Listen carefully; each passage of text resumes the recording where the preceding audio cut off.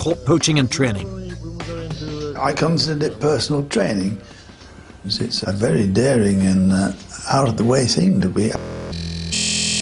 And the cookhouse is rather short of fresh meat anyway, so I not only trained myself, I provided something for the cookhouse. Pat Riley, an Irish-American. He has to smudge the writing on his papers to join the British Army. Johnny Cooper, too young to join up, he got in by bribing a recruiting sergeant. I had a lot of problems getting into the army because they thought that I wasn't big enough, and they turned me down. And then I was tipped off by a friend of mine who was living in the same accommodation in Bradford when I was learning apprenticeship, and said, look, you go down and try and join the Guards, but do take 2 half-crowns with you. Do we go in, carry on? Reg Seekings fiddled his name onto a special duties list for commando training without his commanding officer knowing. Bob Bennett got into trouble in the Guards for always volunteering for hazardous assignments. A friend of mine, Lofty Baker, and myself volunteered for everything that came up on detail, things like machine gunner, on a trawler, rear gunner. And we eventually were taken in front of an officer who said if we volunteered for anything else, we'd be punished. Dave Kershaw fought against Franco, hardened socialist who got on well with the aristocratic Sterling.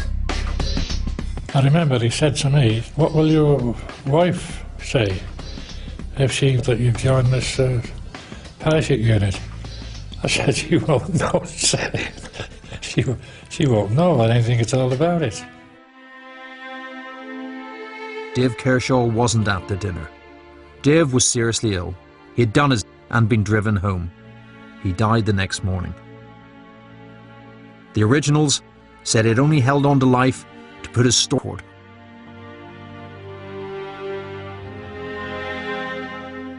Also present at the dinner are 2 others who are not there on day 1, but who are assigned honorary original status. Mike Sadler, desert navigator, who'll play a key role in one of the original's most spectacular desert operations. And the very Reverend Fraser McCluskey, he'll parachute into occupation with the originals. These are the men today's SAS call the originals, but they also have another name for them after the Hollywood film, Dozen. Here's to the Colonel. Colonel David. Colonel David. So, Sterling has his unit, and he has his men, but now the bureaucrats who oppose him in headquarters Middle East descend. It's time for the very first operation, but it's not one you'll see in any official history book.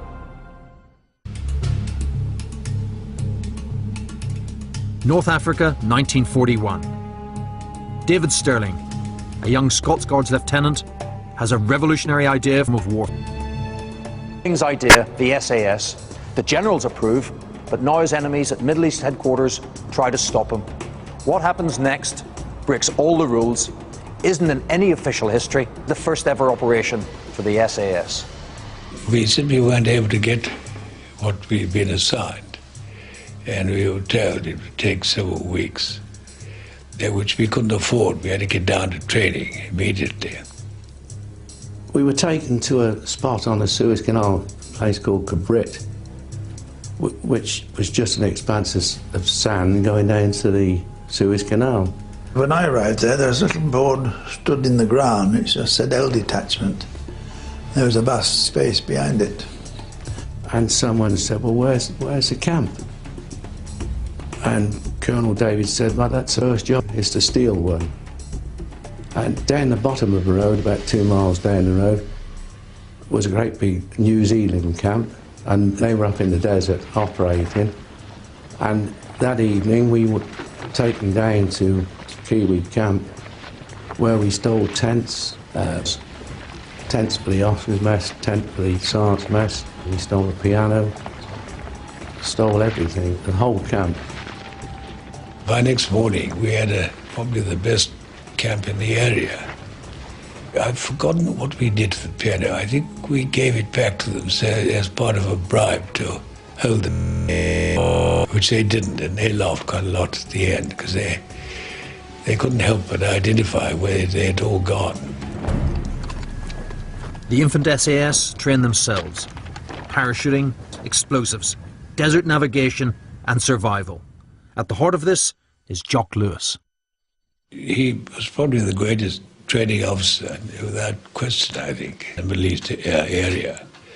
He improvised all kinds of new techniques, which became the foundation, really, of today's SAS. He never did a thing that he wouldn't do himself, never asked us to do a thing that he wouldn't do himself. And he set the example all the time, so what could you do? He jumps off a truck at 40 miles an hour, and he asks you to jump off at 30. We just did it.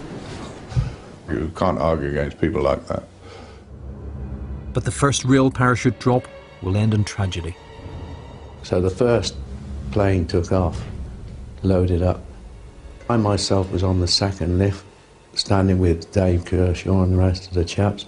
Dave Kershaw said, "I'm sure something came out from the plane," and I said, "Well, if it had it done, I'd shoot." And Jock Lewis explained that a chap named Warburton and a chap named Duffy had been killed, and what had happened, the ring had jumped over the hooks, hadn't developed. And Jock Lewis, being the man he was, said the hooks would be made safe and we'd all be jumping in the morning.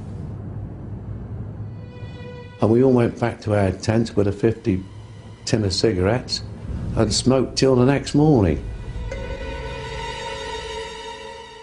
And the next morning it convinced me that I was with the right. They were offered at that parade to leave the unit if they wanted to, and not one left. And from then on the jumping went perfectly okay. But there's a problem. The original's primary mission is to destroy enemy aircraft. And to do this effectively, they need a bomb which will both explode and ignite at the same time, and it must be small enough for them to carry 10 to 20 each. The engineers can't help. They create an explosion, but no ignition. Or ignition with not enough bang. 3, 2, 1, Engineers say there's no way of combining the two. So Jock Lewis invents his own, the Lewis bomb.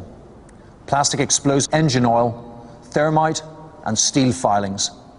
The great day arrived, and Jock had mixed up a mixture of plastic, thermite and steel filings. That was the secret, steel filings. 3, 2, 1. And of course the thing blew up. And oh, it was a great moment, a great moment.